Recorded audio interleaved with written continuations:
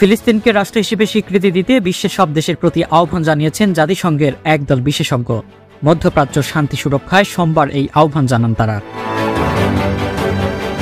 চলতি বছরে জুলাইয়ে চালু হচ্ছে ঢাকা বেইজিং রুটে সরাসরি বিমানে ফ্লাইট। সোমবার ৩ জুন বিকেলে বাংলাদেশ প্রকৌশল ও প্রযুক্তি বিশ্ববিদ্যালয় বুয়েট এবং চাইনিজ এন্টারপ্রাইজেস অ্যাসোসিয়েশন ইন বাংলাদেশের যৌথ গবেষণা চুক্তি স্বাক্ষর অনুষ্ঠানে এ তথ্য জানান বাংলাদেশে নিযুক্ত চীনা রাষ্ট্রদূত ইয়াং ওয়েন।